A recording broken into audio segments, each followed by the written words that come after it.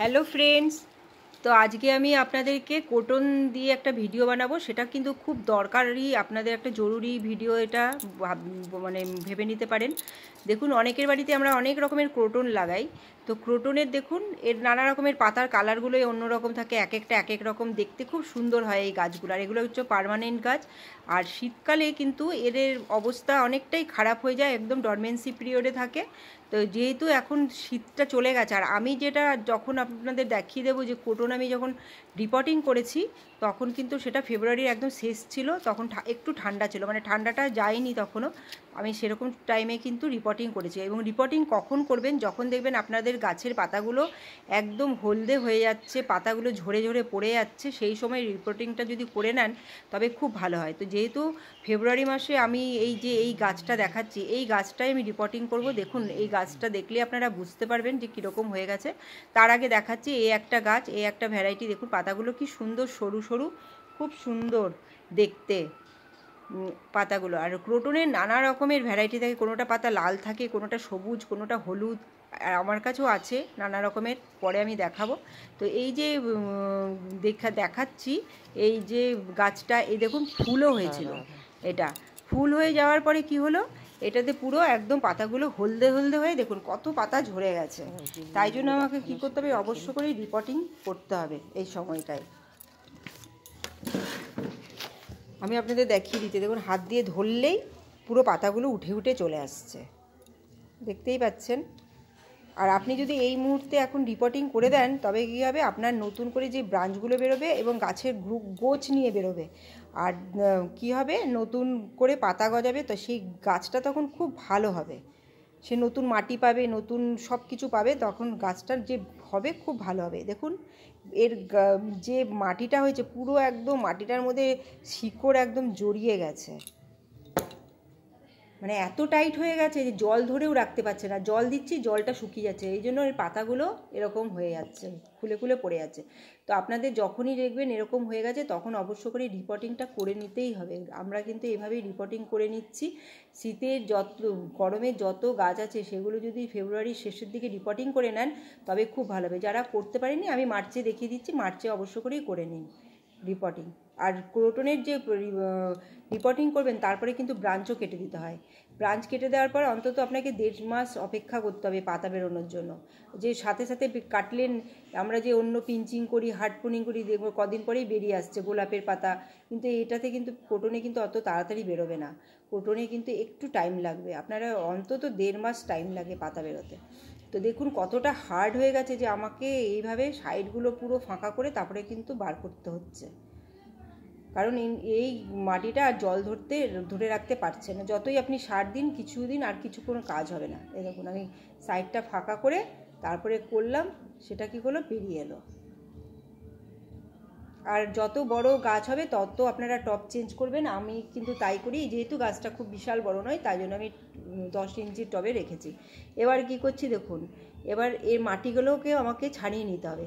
তা আমরা এটা হাত দিয়ে করা কখনোই সম্ভব নয়, তাই আমি কি করছি, হ্যাকসোর যে ব্লেডগুলো হয় সেটা দিয়ে আমি কেটে নিচ্ছি। আপনাদের কাছে যেরকম যেরকম সুবিধা থাকবে, চাকু, ধারালো চাকু থাকলে কেটে নেবেন। কেটে দিয়ে নিচেরটা পুরো আপনি বার করে নেবেন। এই দেখুন এভাবে চাকতিটা পুরো বার করে, কিচ্ছু অসুবিধা হবে না, কোনো গাছের কোনো ক্ষতি হবে না। এবার কি হবে, এবার দেখুন ওপরেরটা শুধু রাখলে হবে না, এবার সাইডগুলোও কাটতে হবে। এভাবে কেটে নিন, খুব ইজি, কিন্তু আপনাদের একটু সময় দিতে হবে। মানে আপনাকে অন্তত 15-20 মিনিট যদি এই গাছটাকে সময় দেন, তবে সব কিছু হয়ে যাবে। দেখুন আমি তাই করেছি, আর এটা একটু সকালবেলার দিকেই করে নিয়েছি আমি। এভাবে সাইডগুলো কেটে নেবেন। এবার দেখুন গাছটা কি হচ্ছে, যেহেতু ওপরটা ভারী হয়ে যাচ্ছে, নিচটা কম হয়ে যাচ্ছে, তাই জন্য গাছটা হেলে যাচ্ছে। তো আমি চারদিক দিয়ে সব কেটে নিলাম। কেটে একটা মানে ঠিকঠাক ব্যালেন্স করে আপনাকে রাখতে হবে নিচের শিকড়টা।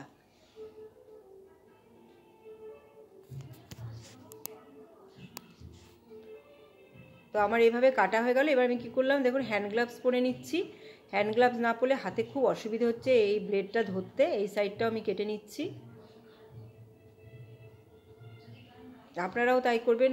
এতটাই শক্ত থাকে, মানে হাত শুধু হাতে করলে হাত কেটে যাওয়ার সম্ভাবনা থাকে, মানে হাতে লাগবে। তাই জন্য আপনারা এই করবেন যে এই দেখুন চারদিকের আমি মাটি কেটে নিয়েছি, নিচের মাটি, সাইডের মাটি, সব মাটি আমি কেটে নিলাম। তো অনেকটাই শিকড় কমে গেল, মাটিটাও নতুন এবার দেব। আর মাটি যদি আপনারা যেই মাটিটা দেবেন সেই মাটিটা যদি 15 দিন আগে, দেখুন আপনি তো চিন্তাই করেছেন যে এই গাছটা রিপোর্টিং করতে হবে কোন গাছটার, সেই মাটিটা যদি 15 দিন আগে রেডি করে নিতে পারেন গোবর আর বালি দিয়ে বা আর একটু সুপার ফসফেট দিয়ে, তবে কিন্তু সেই মাটিটা খুব ভালো রেডি হয়। এই দেখুন আমি যে একটা মাটি রেডি করে রেখেছি, এই মাটিটা দেখলেও বুঝতে পারছেন এর মধ্যে কিন্তু গোবর আছে, বালি আছে এবং সামান্য একটু সুপার ফসফেট দিয়ে প্রায় 15-20 দিন আগে আমি এটা প্যাকেটে ভরে রেখে দিয়েছি। আর মাটিটা দেখলেও বুঝতে পারছেন যে একটা রেডি করা মাটি। তবে কী হবে, গাছটা খুব ভালো হবে যত ভালো মাটি রেডি করতে পারে। দেখুন কিছু কিছু গোবরগুলো এখনও দানা দানা একটুখানি আছে, ওগুলোকে আমি গুঁড়ো করে হাত দিয়ে দিয়ে গুঁড়ো করে নিচ্ছি, কোনো অসুবিধে নেই। তো রেডি করে রাখবেন। আমরা যেমন শীতের মাটি রেডি করে রাখি, সেমনি গরমের গাছের মাটিও যদি একটু আগের থেকে বানিয়ে নেওয়া যায়, তো সবসময় আমাদের সময় হয় না, আমরা বানিয়ে রাখতে পারি না। তো আমার এই সময়, আমার শীতকালের শেষের দিকে যেহেতু আমার তখন কাজটা কম ছিল, আমি করে রেখেছিলাম। এবার দেখুন ওই টবটাতেই কিন্তু আমি বসাচ্ছি, যেহেতু গাছটা এখনও খুব বেশি বড় হয়নি, তাই জন্য আমি কী করব, ওই টবটাকেও একটু পরিষ্কার করে নিচ্ছি, নিয়ে আমি বসাচ্ছি। প্রথমে দেখুন আমি এর মধ্যে তো অবশ্য করেই একটা ভাঙা টবের টুকরো দিয়ে দেব। দেওয়ার পর এবারে মাটিটা আমি কিছুটা ভরছি। আমি বলে দিলাম গোবর সার, বালি, সুপার ফসফেট দিয়ে মাটিটাকে শুকিয়ে তারপরে একটা প্যাকেটে বা যেখানে ইচ্ছে আপনারা ভরে রেখে দেবেন। দেখবেন বেশ সুন্দর। আর মাঝে মাঝে একটু জলের ছিটা দিয়ে দিতে হবে, সুন্দর মাটি রেডি হবে। তারপরে দেখুন এবার কী করছে, ওই যেটা আমি করলাম, মাটিটা ছাড়িয়ে নিলাম যেই অংশটা, সেটা আমি বসিয়ে দিলাম গাছটা বসিয়ে এবার আবার সাইড করে পুরো ভালো করে মাটি দিয়ে চেপে চেপে আমি রেখে দেবো, বসাবো ভালো করে। আর কোটনের আপনি ব্রাঞ্চ কাটবেন, সেই ব্রাঞ্চের দুপাশ থেকে তো অবশ্য করে 4টে ব্রাঞ্চ যদি কাটেন 8টা ব্রাঞ্চ বেরোবে নতুন, এবং 8টা ব্রাঞ্চে নতুন করে পাতা বেরোবে, মানে বুঝে নিন গাছটা কতটাই ঝাঁকড়া হবে। এবার আমি কি করছি দেখুন, এবার আমি ব্রাঞ্চগুলোও কাটবো, ঠিক একদম কত দূর ব্রাঞ্চটা কেটে নিচ্ছি দেখুন।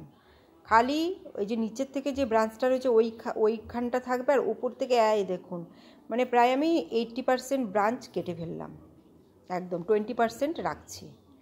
ওরকমভাবে আপনাকে রাখতে হবে, ছোট ছোট ছোট ব্রাঞ্চ রাখবেন, তবে কী হবে, ঝাঁকড়া হবে। এইভাবে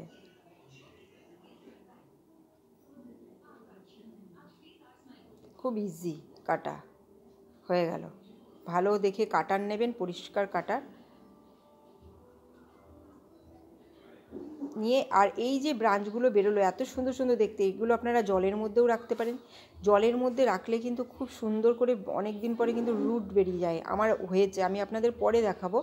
তো এটা আপনারা না ফেলে দিয়ে জলে রাখতে পারেন, আবার মাটিতে পুঁতে দেবেন, তবে নতুন করে আবার গাছ রেডি হয়ে যাবে। আমি আপনাদের দেখাবো, আমি দেখুন মাটিতে পুঁতেছি কত সুন্দর আমার গাছ। এগুলো কিন্তু সব ক্রোটনের ডাল, ক্রোটনের যে ডালগুলো নানা রকমের ভ্যারাইটির ডাল থাকে, তো সেই ডালগুলো দেখুন পুঁতে রেখেছিলাম, কত সুন্দর করে ব্রাঞ্চ হয়ে গেছে, একদম শিকড় হয়ে গেছে, আবার পাতাও বেরিয়ে গেছে। আর এখন আমি এটা যেহেতু ফেব্রুয়ারির শেষের দিকে দেখিয়েছি, আর কিছুদিন পরে দেখাবো পুরো গাছ রেডি হয়ে গেছে। দেখুন কত বড় বড় শিকড় হয়ে গেছে।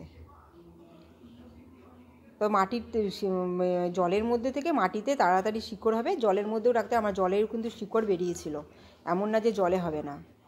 এই দেখুন এগুলো যে এই যে নোটগুলো আছে, প্রত্যেকটা নোটের থেকে পাতা বেরোচ্ছে, ছোট্ট ছোট্ট পাতাগুলো বেরোচ্ছে। এটা আমি কদিন পরে আপনাদের দেখাতে পারবো। এরকম ক্রোটনের গাছ ডাল কেটে বসানোটাও কিন্তু খুব ইজি হয়। এবার আমি কি করব, এটা হয়ে গেল, দেখুন গাছটা পুরো রেডি হয়ে গেল। এবার আমি জল দিয়ে দিচ্ছি। আর মাটিটা যে কত ভালো সেটা আপনারা এক্ষুনি দেখলে বুঝবেন, মানে 2-3 মিনিটের মধ্যে একদম জল আমার সব বেরিয়ে যাবে। ওপরে মাটিগুলো লেগে আছে, তাই মাটিটা আমি ধুয়ে দিচ্ছি ওপরে টবের। এবার নিচটা আপনাদেরকে দেখিয়ে দেবো কীভাবে জলটা বেরোচ্ছে। তো আপনারা এরকমভাবে ভিডিওগুলো দেখুন, ভিডিওগুলো ভালো লাগলে লাইক শেয়ার সাবস্ক্রাইব করবেন অবশ্য করেই। আমি এক একবার এক এক রকমের, দেখুন কি সুন্দর করে জলটা এই যে বেড়ে যাচ্ছে, দেখছেন বুবলিন বুবলিন বেরোচ্ছে, মানে জল একদম তাড়াতাড়ি করে বেরিয়ে যাচ্ছে। আর ওপরটা দেখুন জল অনেকটা নেমে গেল। এভাবে আমি ভিডিওটা এখানে শেষ করছি। Bye bye.